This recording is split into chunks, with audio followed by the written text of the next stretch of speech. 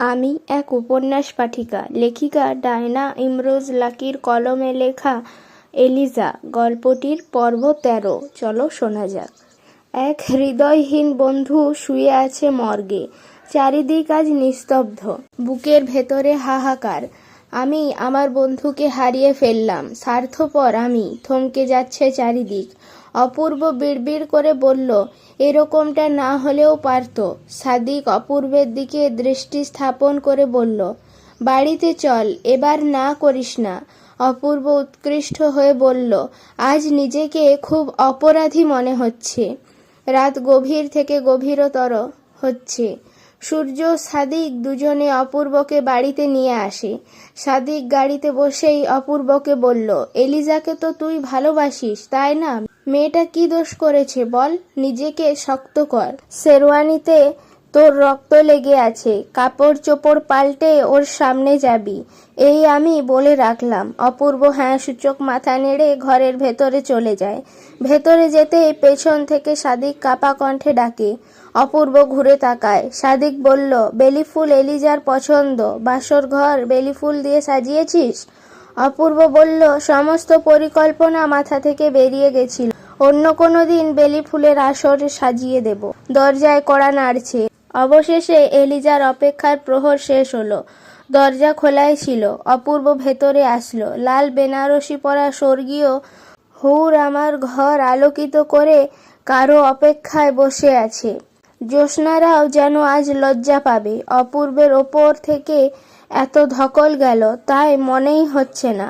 স্বর্গপরী এলিজাকে দেখা মাত্রই অপূর্ব কোনো এক জগতে হারিয়ে যায়।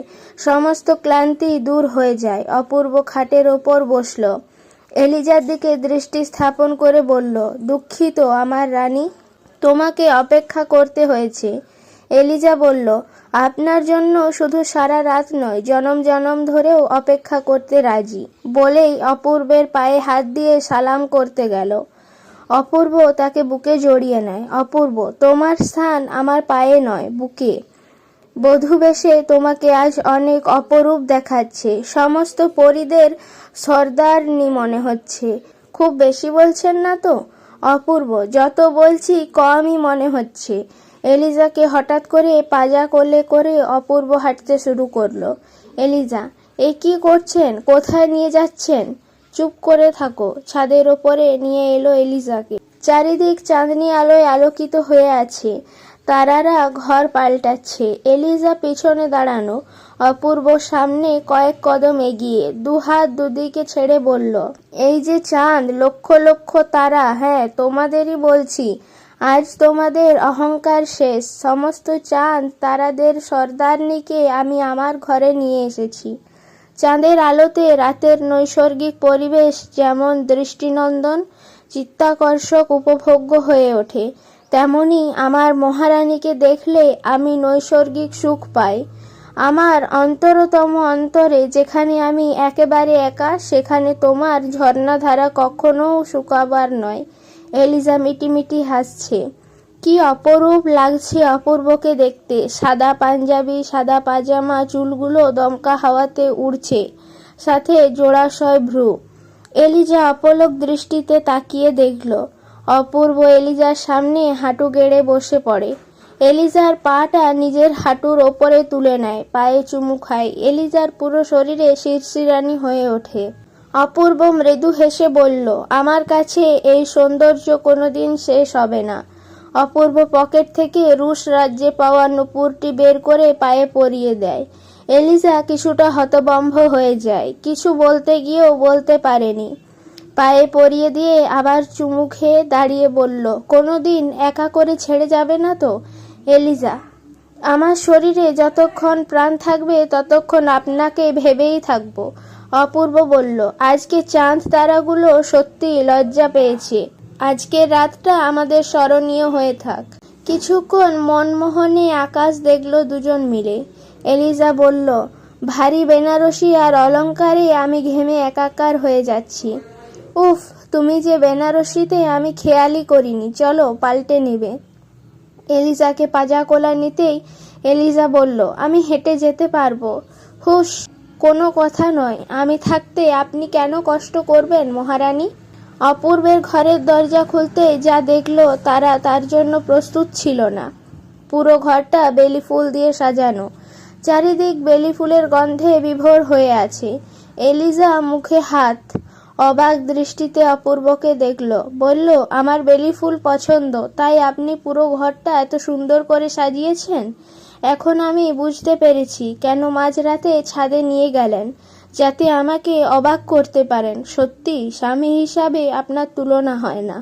অপূর্ব আমতা আমতা করে বলল, আমার মহারানীর জন্য এতটুকু করতে পারবো না? আমি আগেই অর্পাকে বলেছিলাম, ওই হয়তো সাজিয়েছে। বলেই এলিজার পিছন থেকে জড়িয়ে ধরে। থুতনিটা এলিজার কাঁধের ওপর রাখলো। চাপ দাড়িগুলো এলিজার শরীরে লাগছে। অপূর্ব, এভাবেই সারা জীবন আপনাকে আগলে ধরে রাখতে চাই ম্যাডাম। ম্যাডাম ডাকটা যেন এলিজার হৃদয় কাঁপিয়ে তুলল। চুমু খায় এলিজার কাঁধের ওপর।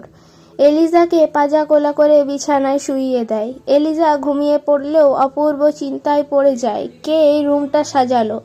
এলিজার বেলি ফুল পছন্দ, তা অন্য কেউ কি করে জানবে? বিছানার এপাশ ওপাশ করতেই বালিশের মধ্যে কিছু একটা আঁচ করে। বালিশের মধ্যে কিছু একটা আছে। অধীর আগ্রহ নিয়ে বের করে দেখে একটা চিরকুট। চিরকুটটা খুলল, আগ্রহ নিয়ে পড়তে শুরু করলো। প্রিয়, কি ভাবছিস? কে বেলি ফুল দিয়ে ঘর সাজিয়েছে? ধারণাই করতে পারছিস না। এলিজার বেল ফুল পছন্দ, সেটা তুই ছাড়া অন্য কেউ কি করে জানবে, তাই তো?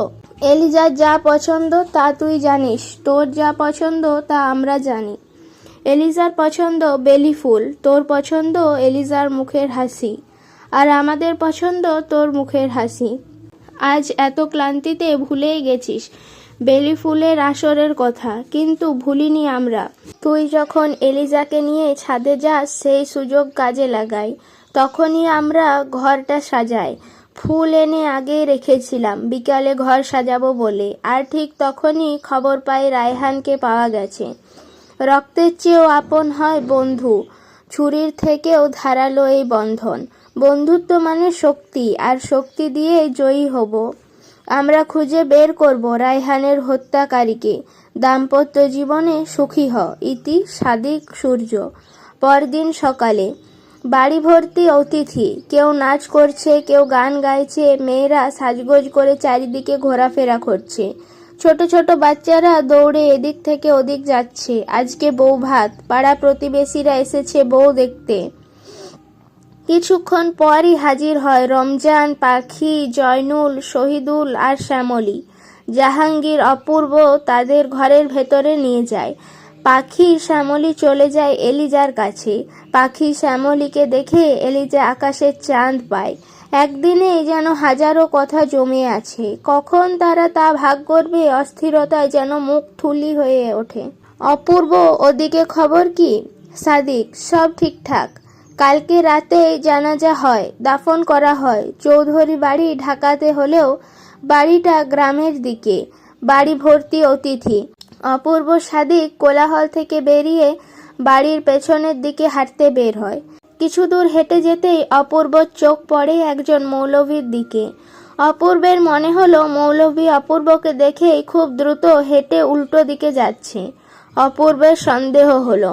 পুলিশের মন সবসময় সন্দেহে ভরা থাকে। পেছন পেছন অপূর্ব ও সাদিক দৌড়াতে থাকে। অপূর্ব সাদিককে দেখে অবাক, এ তো তিলকনগরের সেই মৌলভী সাহেব। অপূর্ব, মৌলভী সাহেব, আপনি এখানে? মৌলভীর চোখে মুখে আতঙ্ক ভরে ওঠে। সাদিক, হ্যাঁ, আপনিই তো সেই তিলকনগরের রাস্তা দেখিয়েছিলেন। আপনি এখানে কি করছেন? আমাদের দেখেই বা পালাচ্ছিলেন কেন? আপনি এখানে কি করছেন?